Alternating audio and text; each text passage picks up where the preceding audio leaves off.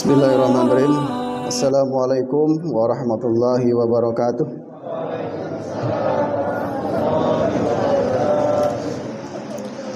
Alhamdulilladzi ba'atsa nabiyana Muhammad sallallahu alaihi wasallam bi kamilati syariati wa khalisidin. Asyhadu an la ilaha illallah al-malikul haqqul mubin wa asyhadu anna Muhammadan abduhu wa rasuluhu al-mab'utsu lil alamin amba'du. Wa qala Allah ta'ala fil Qur'anil Karim, bismillahirrahmanirrahim. Ya ayyuhalladzina amanu kutiba alaikumus syamu kama kutiba alal ladzina min qablikum la'allakum tattaqun. Wa qala aidan ya ayyuhalladzina amanu qu anfusakum wa ahlikum nara. Alhamdulillah, segala puja dan syukur marilah kita panjatkan kepada Allah Subhanahu wa taala. Salat dan salam semoga senantiasa terlimpah curahkan kepada junjungan kita Nabi besar Muhammad sallallahu alaihi wasallam. Alhamdulillah, salah satu hal yang membuat pengurus DKM berbahagia, kalau boleh tahu Bapak Ibu sekalian, adalah melihat masjid penuh. Bukan karena masjidnya adem, bukan karena masjidnya leluasa, tetapi tujuan para hadirin, para jamaah datang ke sini adalah menyeru atau menerima panggilan Allah Subhanahu wa taala. Bagi kami tentu ini menunjukkan kebahagiaan yang luar biasa, karena berarti keimanan Bapak Ibu sekalian sekarang sudah tumbuh dan berkembang. Tinggal ya, atau kita lihat, tinggal nanti kita lihat dan buktikan beberapa hari kemudian apakah semangat itu masih berkobar atau sudah terganggu dengan berbagai pikiran-pikiran buruk tentang makanan, tentang pakaian, tentang mudik dan hiruk pikuk lainnya. Di mana saya mau tanya kepada Bapak Ibu sekalian, apakah siap terus mengobarkan semangat untuk taraweh? Insya Allah. Mau di masjid apa di rumah? Masjid Al-Hakim atau masjid dekat rumah? Tergantung niat Bapak Ibu sekalian. Di mall dimanapun ketika pekerjaan memanggil, taraweh istiqomah. Baik Bapak Ibu sekalian, karena ini kultum kuliah 7 menit berarti tidak akan banyak. Insya Allah saya akan menyampaikan materi sebanyak atau sebesar selama 70 menit. Bapak Ibu sekalian, dalam salah satu ayat tadi kita sudah mengetahui bahwa tujuan kita melaksanakan ibadah puasa seperti yang ditekankan oleh Subhanahu wa taala adalah untuk mencapai derajat taqwa. Nah, yang uniknya hadirin sekalian, Islam itu bukanlah agama individualis, bukan agama perseorangan. Ketika kita punya keluarga, ayah, ibu, dan anak, maka kita bertakwanya bukan cukup diri sendiri saja, tetapi harus mengajak anak-anak kita, orang tua kita juga untuk bertakwa kepada Allah Subhanahu wa taala. Bapak Ibu sekalian yang pernah dipesantrenkan, yang pernah disekolahkan oleh ibu-ibunya, oleh bapak-bapaknya, tetapi kemudian masih menemukan bapak ibunya sholatnya masih belang-belang, baca Quran masih belum bisa. Kewajiban Bapak Ibu sekalian untuk mengajak ayah bundanya untuk bisa sholat dan bisa membaca Al-Quran. Berarti tidak cukup, ada kewajiban. Nanti akan ditanya, bukankah oleh Allah Subhanahu wa taala, bukankah orang tua kamu sudah mendidik kamu? Mengapa kamu tidak mengajak ayah ibu kamu turut ke surga? Ada tanggung jawab. Ingat Bapak Ibu sekalian, nanti di akhirat ada suatu hari di mana suami dengan istri saling tuntut, ayah dengan ibu, dengan anak saling tuntut. Kamu mah begitu, kamu mah begini, karena pada ingin masuk surga dan ingin melewati azab yang pedih, yaitu di neraka. Oleh karena itu, hal itu harus kita selesaikan. Oleh karena itu hadirin sekalian, makanya dari sekarang mulai kita pikirkan bagaimana dalam bulan Ramadan ini bukan hanya kita saja yang rajin baca Quran, bukan hanya kita saja yang taraweh, tetapi anak-anak kita yang suatu saat nanti akan menuntut kita di akhirat juga kita lepaskan, kita laksanakan kewajiban kita dengan mendidik anak-anak supaya mau berpuasa dengan baik, sholat dengan baik, baca Quran dengan baik. Sekarang pertanyaannya, sudah sejauh mana kita semua Bapak Ibu sekalian mendidik anak-anaknya menjadi pribadi yang baik? Ternyata hadirin sekalian, rumah tangga itu, kewajiban ayah bunda itu tidak cukup memberikan nafkah. Setelah itu bebas main HP, setelah itu bebas nonton, setelah itu bebas main. Ada beban, ada tugas berat berikutnya, yaitu mendidik anaknya menjadi insan soleh dan soleha. Nah, salah satu yang biasanya, ini saya tekankan, yang biasanya paling terlintas di pikiran Bapak Ibu sekalian adalah, sudah sangat senang anak saya ngajinya di masjid, mainnya di masjid. Serasa sudah terselesaikan tugasnya. Padahal Bapak Ibu tidak pernah mengecek apakah anaknya sudah lancar baca Quran, apakah sudah bagus sholatnya atau tidak. Jadi mendidik anak itu bukan hanya menyuruh, tetapi juga mengevaluasi. Sudah sejauh mana saya melaksanakan kewajiban mendidik anak-anak saya menjadi pribadi yang baik. Sekarang saya mau tanya kepada ibu bapak ibu sekalian, apakah zaman sekarang ini masjid menjadi tempat yang paling aman untuk tumbuh kembang anak ibu bapak? Jawab dengan jujur. Apakah masjid sudah menjadi tempat yang paling aman untuk tumbuh dan berkembang anak bapak ibu sekalian? Jawab dengan jujur. Tidak ada jaminan bapak ibu sekalian. Bahkan di masjid itu perlu saya sampaikan, ada tempat di situ yang paling berbahaya. Dan ini kita luput semuanya dari ini. Tidak percaya, silakan. Yang bawa HP, buka HP-nya. Silakan buka HP, keluarkan HP-nya. Yang bawa HP silakan keluarkan HP-nya, Bapak Ibu silakan keluarkan HP-nya. Masuk ke Google. Jangan ragu-ragu Pak, silakan. Keluarkan HP-nya, bukan dibuang, bukan. Dikeluarkan, dibuka internetnya, masuk ke Google. Ada yang bisa? Jangan pakai WiFi masjid, terbatas. Ayo, kita buktikan. Zaman dahulu saya diceritain oleh sebuah wawancara Pak Jumardi Ajra dengan seorang profesor di UIN Jakarta. Kata Pak Jumardi Ajra, saya anak Minang. Anak Minang itu kalau laki-laki, dia tidak dikasih kamar di rumah Pak.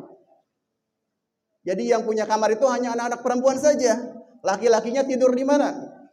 Di masjid. Karena waktu itu masjid adalah tempat yang paling aman. Di mana dia hanya ngobrol dengan temannya, tidak buka hal-hal yang aneh. Dia hanya ngobrol, cerita, main silat, kemudian ketemu ustadznya, sholat berjamaah. Setelah itu ke rumah, ganti baju, makan, pergi ke sekolah. Zaman sekarang, kalau bapak ibu tidak percaya, saya nggak tahu ini apakah memang tidak bawa HP, apa mau ngeluarin HP. Dikeluarin dulu HP-nya, dilihat, Google. Langsung diketik di Google-nya bapak ibu sekalian, ditulis, diketik di Google-nya, kejahatan di toilet masjid. Silakan ketik. Kejahatan di toilet masjid. Saya sudah riset, saya sudah searching. Kalau bukanya menggunakan laptop, itu dalam 1 detik, maka berita yang keluar adalah 403.000 berita tentang kejahatan toilet di masjid.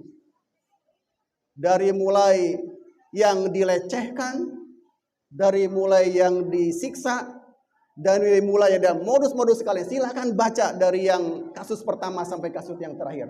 Sekarang saya mau tanya balik kepada Bapak Ibu sekalian, apakah masjid menjadi tempat paling aman buat tumbuh anak Bapak Ibu sekalian? Masih aman? Tidak, karena tidak ada pengawasan. Tidak ada pengawasan. Bahkan kasus yang paling heboh kemarin di daerah Makassar, ustadznya sendiri yang hafiz Quran ketahuan membawa masuk perempuan ke dalam kamarnya. Ini menunjukkan bahwa setan bisa di mana saja, Bapak Ibu sekalian. Jadi sekali lagi dari mulai sekarang robah pola pikir kita bahwa masjid itu ketika anak bicara, Pak saya mau nginep di masjid, Pak saya mau di masjid. Itu perhatikan apakah ada pengawasnya di sana? Tidak ada. Kalau tidak ada, tarik Bapak Ibu sekalian. Bawa kembali anak-anak ke rumah karena ibu mengorbankan satu generasi demi kata-kata bahwa anak itu nginep di masjid. Padahal belum tentu aman. Padahal belum tentu aman. Fitnahnya harus kita pahami sekarang Bapak Ibu sekalian. Zamannya sudah berubah. Zamannya sudah beda. Kenapa? Pertama, tidak ada di waktu-waktu misalnya anak-anak mau buka sahur, mau bangunin sahur dari jam 10 kumpul sampai jam 2 berapa jam?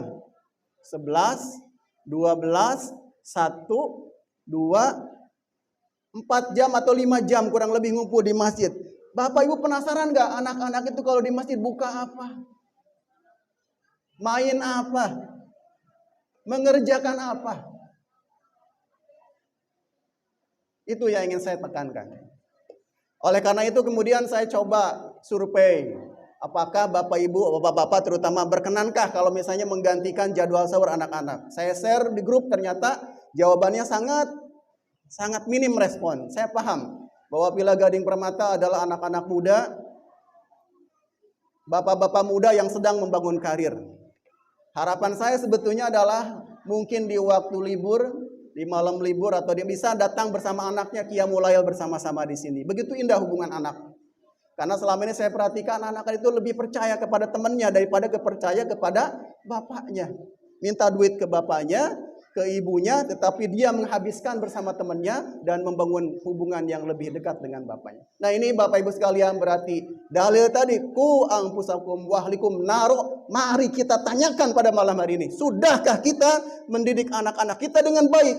Bukan hanya ngasih nafkah, tetapi mendidiknya dan memperhatikan sejauh mana dia berkembang dalam hal agama. Ini yang harus kita tanamkan baik-baik. Jangan sampai kita menghadap Allah, bagaimana nasib anakmu? Kita tidak bisa berbuat apa-apa. Bapak Ibu sekalian sudah banyak. Kalau saya sebutkan satu persatu di sini susah. Terlalu banyak. Bahwa pertama anak-anak kumpul tanpa pengawasan di masjid itu dari segi teori manapun salah Bapak Ibu sekalian. Dari kesehatan, anak-anak yang tidak tidur semalaman sudah jelas. Bahkan dari teori pendidikan, anak-anak yang kerjanya main saja di sini. Jadi Bapak Ibu sudah kami buktikan selama 2 tahun ketika kami mencoba qiyamul lail di 10 malam terakhir, anak-anak banyak. Tetapi yang ikut sholat di sini, yang bareng-bareng bersama kita tidak ada. Hanya ngobrol di sana. Nah ini kritik buat kita semua. Ya, padahal kalau Bapak Ibu buka atau baca shotnya versi Ustadz Adi Hidayat, di situ dikatakan bahwa waktu malam Ramadan itu malam bukan Ramadan saja, malam itu gitu kita bisa melaksanakan sholat tahajud. Dan sholat tahajud itu Masya Allah. Saya mau tanya kepada anak-anak remaja sekalian. Anak-anak remaja sekalian, apakah anak-anak punya cita-cita? Cita-citanya apa saja? Banyak kan? Ada yang mau jadi tentara, ada yang mau jadi dokter. Mengapa harus dikorbankan dengan hanya begadang malam-malam? Mengapa kita tidak ganti dengan sholat tahajud pada malam hari? Karena sholat tahajud itu banyak pahalanya Bapak Ibu sekalian. Pertama, sholat tahajud itu dia adalah bisa mengangkat derajat kita yang tinggi di hadapan Allah Subhanahu wa taala, di hadapan manusia. Jadi kalau anak remaja ingin mendapat cita-cita sholat tahajud, ingin masuk akabri, ingin masuk PNS atau apapun silakan. Saya masih ingat Bapak Ibu sekalian, ada seorang tokoh sepak bola Indonesia. Kalau nggak salah sebut saja namanya Budi Sudarsono. Sekitar tahun 2010 atau 2009 ke belakang, suatu saat dia berhasil memasukkan gol ke sebuah gawang yang lawan itu waktu itu cukup tangguh. Dengan berbahagianya kemudian dia sujud syukur. Ketika ditanya, diwawancara sama para wartawan itu, Mas Budi, apa rahasia pada hari ini bisa menggolkan ke lawan musuh yang berat? Oh, ini adalah hikmah tadi malam saya sholat malam. Mengapa pemuda-pemuda sekarang tidak mau bereksperimen dengan Tuhannya sendiri? Saya pengen coba bangun malam, buktikan kata-kata Quran. Apakah betul orang yang tahajud itu dia akan diangkat derajatnya? Atau bapak-bapak ibu sendiri apakah sudah bereksperimen kepada Allah dengan sholat malam kemudian meminta, ya Allah, angkat derajat saya di matamu sesuai yang engkau janjikan. Buktikan Pak, ayat-ayat Quran itu penuh penuh daya tarik yang perlu kita buktikan dengan eksperimen-eksperimen, dengan uji coba, sehingga suatu saat kalau terbukti hubungan kita dengan Allah Subhanahu wa Ta'ala itu akan semakin erat, akan semakin kuat. Bisa dipahami Bapak Ibu sekalian? Bisa dipahami? Mungkin kalau saya uraikan satu-satu ini bisa sampai jam 11, tetapi intinya saya berharap bahwa anak-anak kita ini bukan tanggung jawab siapapun, kecuali tanggung jawab kita semua sebagai ayah dan ibunya. Oleh karena itu, khususnya warga Villa Gading Permata, kita harus bekerja sama Bapak Ibu sekalian. Apakah itu pengurus paguyuban, Bapak Ibu sebagai orang tua, dan pengurus masjid dan juga guru-guru di masjid. Mari kita ciptakan generasi-generasi di lingkungan Villa Gading Permata dan sekitarnya adalah generasi yang cerdas berpikirnya, yang bersih hatinya, yang halus tutur katanya, dan berbudi pekerti, berakhlakul karimah dalam perbuatannya. Sejelek-jelek apapun, seburuk-buruk pun seorang ayah, pasti dia ingin punya anak yang baik, betul? Betul. Kenapa kita tidak coba meningkatkan usaha kita, meningkatkan segala yang kita mampu agar generasi kita adalah generasi soleh dan soleha. Demikian Bapak Ibu sekalian, malam ini saya meminta kepada Bapak Ibu sekalian, mari kita diskusikan setelah ini. Bagusnya nanti yang bangunin sahur siapa? Saya hanya memberikan jadwal jam 10, anak-anak tidak ada lagi di masjid. Silakan Bapak Ibu tarik ke rumah dan berikan mereka PR-PR di rumah. Baca buku, baca kitab atau apapun silakan. Jam 2.30 masjid baru kami buka lagi. Sekali lagi kami sampaikan, tidak ada mulai jam 10, tidak ada anak-anak yang berkeliaran, tidak ada remaja-remaja yang bermain di area masjid, silakan kembali ke rumah. Belajar, diskusi, bangun hubungan yang erat dengan kedua orang tuanya. Ingat di Jogja saja, saya ingat waktu itu main ada jam namanya jam-jam waktu belajar. Masa kita muslim tidak ada hal-hal seperti itu? Di sekitar sini maksudnya ya. Orang barat saja Bapak Ibu sekalian, sampai usia 18 tahun, orang barat yang terkenal dengan liberal, dengan bebas, dengan free sex, mereka masih diwajibkan oleh negaranya mengatur anak-anaknya sampai usia 18. Di kita anak 6 tahun, anak 7 tahun, anak 10 tahun udah bebas megang HP. Padahal di luar negeri sana sudah dilarang atau diatur oleh pemerintah. Kita silakan. Jadi sekali lagi kami sampaikan, DKM Masjid Al-Hakim tidak menghendaki ada anak-anak berkeliaran lagi jam 10 sampai jam 2.30. Kalau jam 2.30 mau ngumpul, sholat malam, kemudian bangunin sahur silakan. Tetapi selebihnya sebelumnya tidak boleh. Mang Bandi, Ustadz Bandi sudah nyiapin kentongan 4 berwarna merah. Maaf kalau warnanya tidak sesuai. Tadinya pengen biru, nggak ada catnya. Silakan gunakan kentongan untuk membangunkan sahur. Tetapi hanya bisa digunakan di pukul 02.30 sampai 03.30. Jadi waktunya hanya 1 jam dari 02.30 sampai 03.30.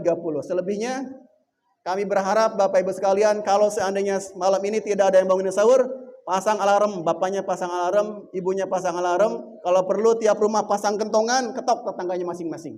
Mari kita jalin kesamaan. Daripada mengorbankan satu generasi hanya untuk main sahur. Bapak-bapaknya pengen istirahat, tapi anaknya dikorbankan. Itu yang paling tidak saya suka. Itu yang paling menyakitkan bagi saya sebagai pendidik. Kita ingin anak kita hebat, tetapi kita mengorbankan satu generasi hanya untuk masalah-masalah yang bisa kita handle. Mungkin bisa dipahami. Mohon maaf kalau saya emosional, tetapi bagi saya ini udah enough, udah cukup. Ya. Billahi taufiq wal hidayah. Wassalamualaikum warahmatullahi wabarakatuh.